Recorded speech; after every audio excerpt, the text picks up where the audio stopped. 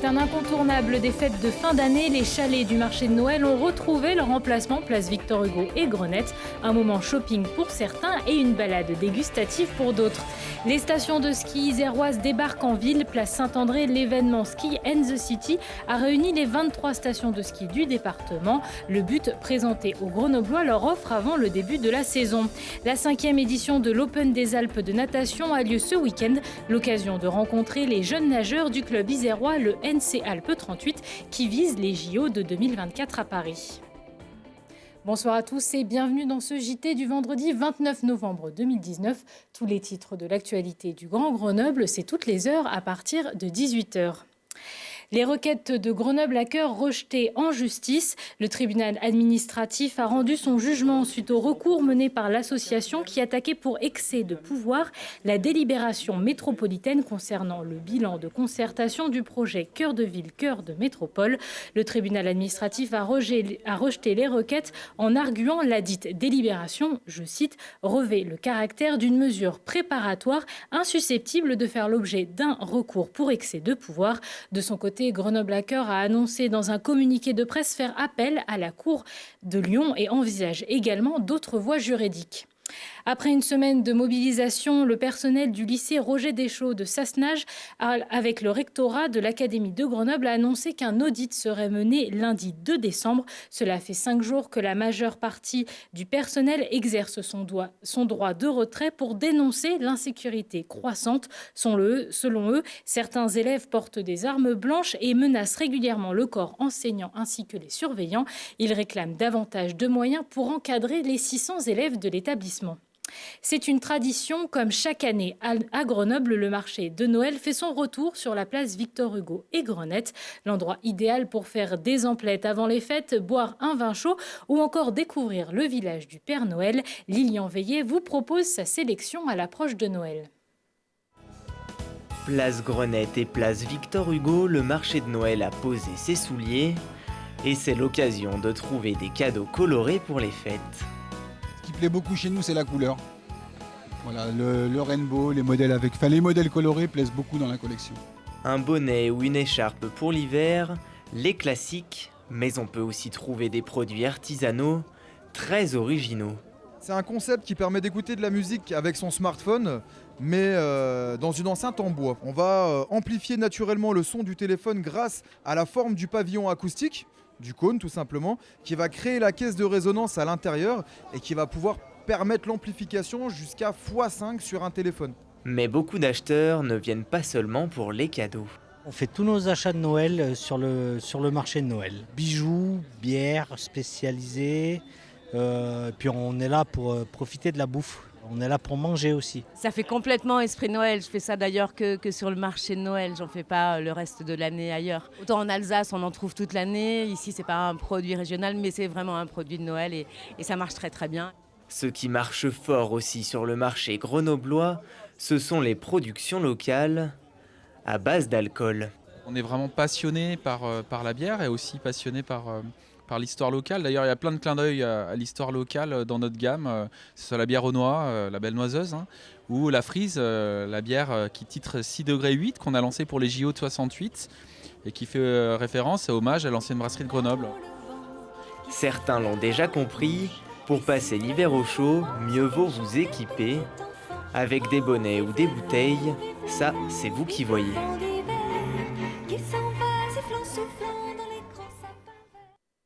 Et le marché de Noël est ouvert tous les jours jusqu'au 24 décembre. Et sur le square Docteur Martin, l'association Mixart vous propose un marché de Noël équitable et culturel également jusqu'au 24 décembre.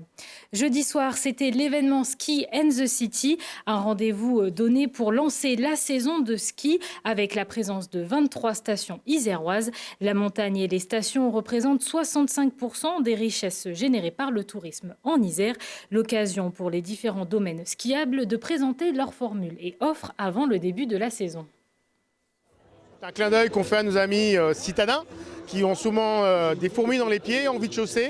Eh bien, on vient leur présenter toutes les nouveautés de la saison 2019-2020. Mais surtout pour les Grenoblois, ce qui est intéressant, c'est le festival du film de comédie qui aura lieu du 14 au 19 janvier. Que des avant-premières, toutes les séances sont gratuites. Et puis après, au mois de mars, la deuxième édition de Tomorrowland Winter, avec les meilleurs DJ du monde. L'an passé, il y a eu 25 000 festivaliers, 113 nations présentes sur l'Alpe d'Huez. Donc tout le monde du DJ est à l'Alpe d'Huez en cette année 2020. Donc on est présent là pour se montrer aux étudiants, pour montrer qu'on est la station de Grenoble. Donc on a la chance que Alpizir nous réunit tous, toutes les stations des Alpes, pour pouvoir être présents et montrer nos produits, nos différents produits, et pouvoir assurer la promotion de nos stations durant l'hiver. On est sur une station familiale, mais bien sûr étudiante, avec le bassin d'étudiants qui est à proximité. Donc on a tout, on adapte l'offre en fonction de notre clientèle. Donc bien sûr des offres pour les familles, avec des randonnées, des raquettes, mais aussi un programme événementiel important pour les étudiants. Justement, ce week-end, c'est l'ouverture de nombreux domaines skiables isérois. Dès samedi, vous allez donc pouvoir chausser les skis aux Deux Alpes ou encore à l'Alpe d'Huez.